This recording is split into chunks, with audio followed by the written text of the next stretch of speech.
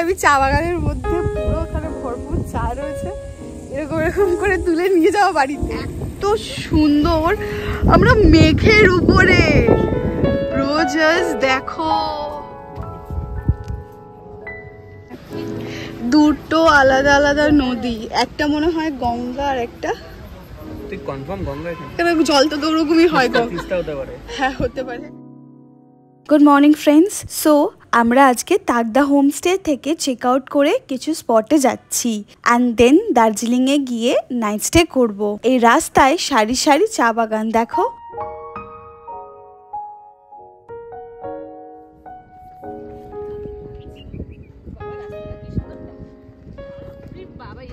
আর এটা আমাদের first spot গুম্বাদারা view point. এখানে বলতে গেলে কোনো নির্দিষ্ট পয়েন্টের দরকার নেই, সবই আমার স্পটই মনে হচ্ছিল, কারণ ভিউগুলো সব অসাধারণ।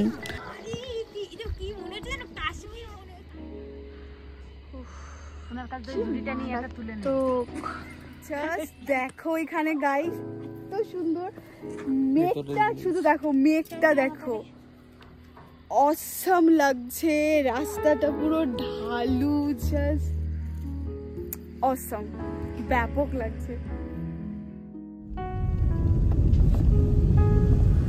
এই দিকটা কালিম্পং দেখো, দেখতে পাচ্ছ তোমরা এই দিকটাতে।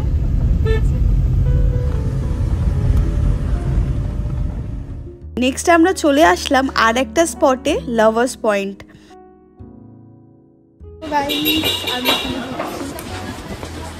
এখানটায় সব খাবার দাবার অনেক কিছু রয়েছে।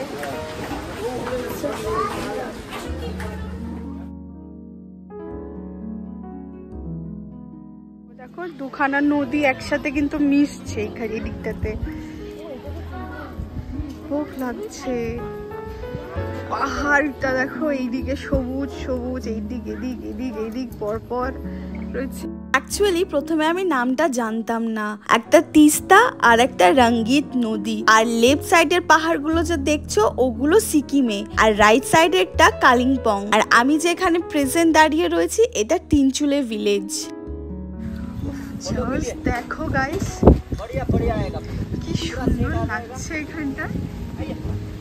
এইটা হচ্ছে পেশক টি গার্ডেন, এই স্পটটার নাম। চারিদিকে শুধু বলতে গেলে চা বাগানে পুরো ভর্তি, চায়ে চা। জাস্ট দেখো চা গার্ডেনের মধ্যে আমি ঢুকছি এখন, হেভি, কিন্তু আমি চা বাগানের মধ্যে ঢুকে গেছি, কি সুন্দর লাগছে গাইস। আমি ঢুকে গেছি দেখো টি গার্ডেনের মধ্যে, জাস্ট চা বাগান, একটা ব্যাপক লাগছে।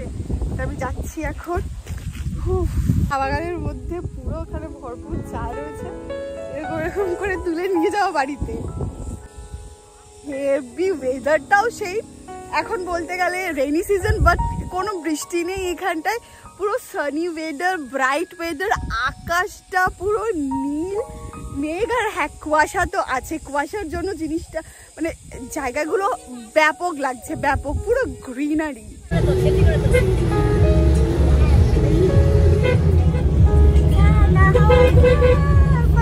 এটা হচ্ছে টিকিট পয়েন্ট, আর এই যে আমাদের টিকিট 20 টাকা করে এখানে এন্ট্রি ফিস। এই যে আমরা এই দিকটাতে যাচ্ছি এখন, এটা আর একটা পয়েন্ট। এটা জাস্ট গাছগুলো দেখো ভেতরে, ফুল গাছটা জাস্ট দেখো পুরো পড়ে আছে, পাপড়িগুলো নিচে পুরো গাছ, ওইদিকে অন্য জঙ্গল, তারপরে এত বড় বড় গাছ, দারুণ লাগছে।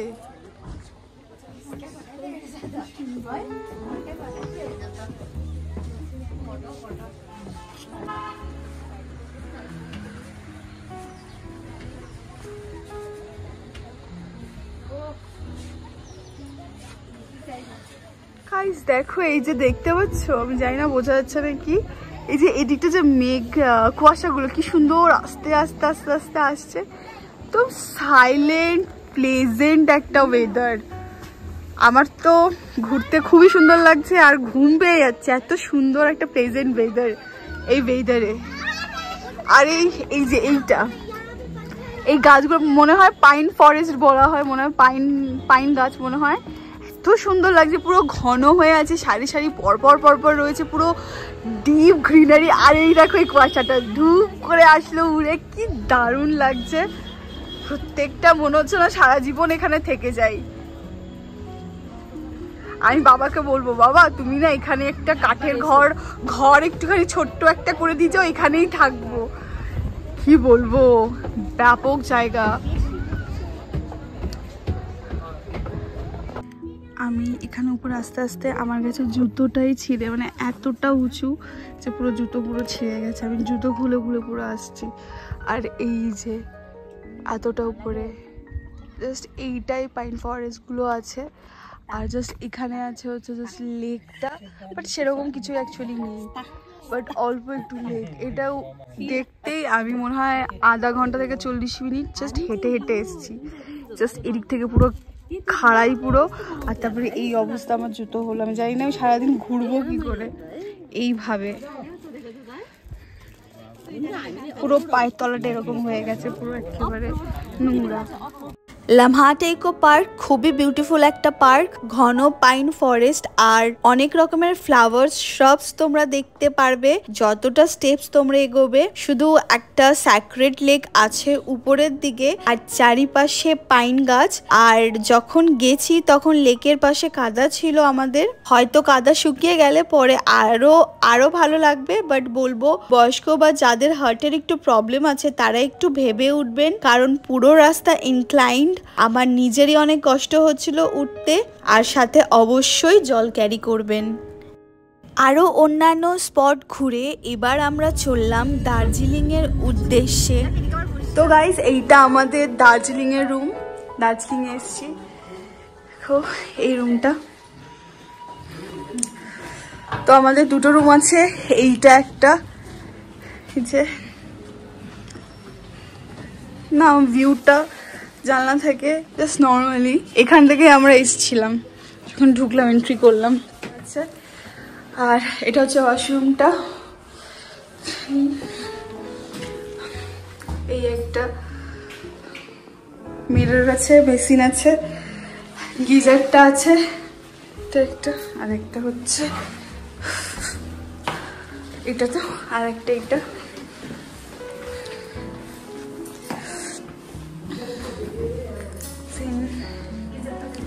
সেম একই টাইপের, খুব একটা বড় না, ছোট, বাট ঠিক আছে দুজনের জন্য এই রুমটা ঠিক আছে। জানলা দিয়ে সেরকম ভাবে ভিউ কিছু পাওয়া যাচ্ছে না, এখানটায় নেই অন্তটা, কেন এখানে একটু কনজেস্টেড। পাশে আর একটা বিল্ডিং এটা রয়েছে, বিল্ডিং হচ্ছে। এখানে রাউটার আছে, এখানে ওয়াইফাই আমি পাবো। অ্যাকচুয়ালি যেখানে আগে ছিলাম তাকদাতে, তো সেইখানে ওরকম ভাবে নেট ছিল না, আই গেস এখন আমি পাবো, নেট পাবো, কারণ এখানে ওয়াইফাই আছে, মানে রাউটারটা দিয়ে দিয়েছে আছে। তো মোটামুটি ভালো আছে।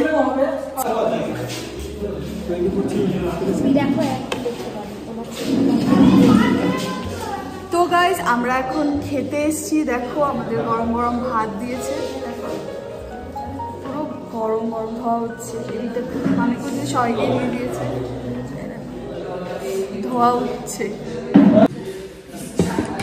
আর আমাদের দিয়ে গেল হচ্ছে ডাল, দেখো সব গরম গরম। আর এখানে এটা কিসের তরকারি? এটা কুমড়ো আলু। হ্যাঁ, আর কুমড়ো আলু, কুমড়ো আলু। এখানে দেখছি কুমড়োটা অনেক বেশি, কুমড়োটা বেশি অ্যাভেলেবেল। আর হচ্ছে ডিমের কারি, ডিম কারি, সব গরম গরম। একটু এগিয়ে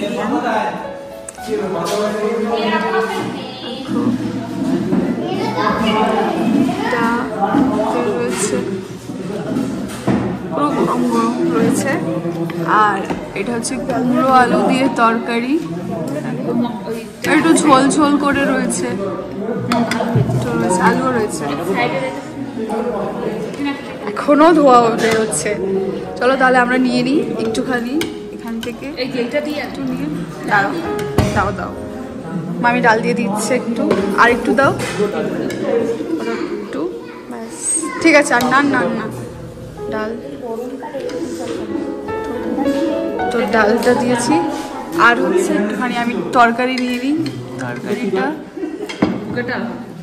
একটু তরকারি নেব। আর হচ্ছে ডিমের ঝোলটা আমি পরে খাচ্ছি, আগে এটাকে আমি ফিনিশ করি তারপরে।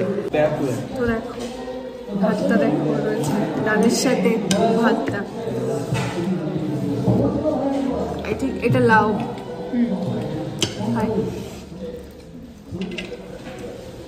না লাউ না, দেবেও না, দেবে না, জানি না, আমি অ্যাকচুয়ালি এটা বুঝতে পারছি না এটা কি, এটা লাউ না পেঁপেও না। খাবো এবার, আমি ভাতটা খাচ্ছি। স্যালাডও দিয়েছে, গরম গরম, ভালো খেতে, গাঢ়।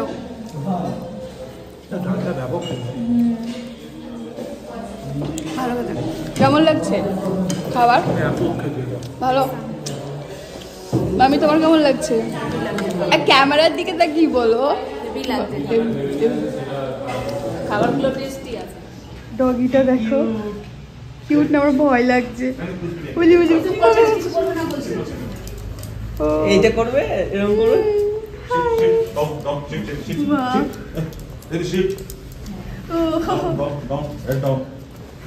Oh my god.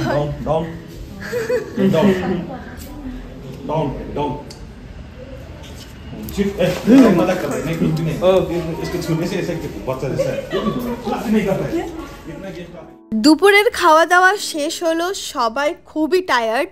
বিকেলের দিকে মল রোডে যাব, তার আগে একটু ঘুমিয়ে নিই। তো গাইস দেখা হচ্ছে পরের ভিডিওতে, বাই। সুস্থ থাকবেন, ভালো থাকবেন।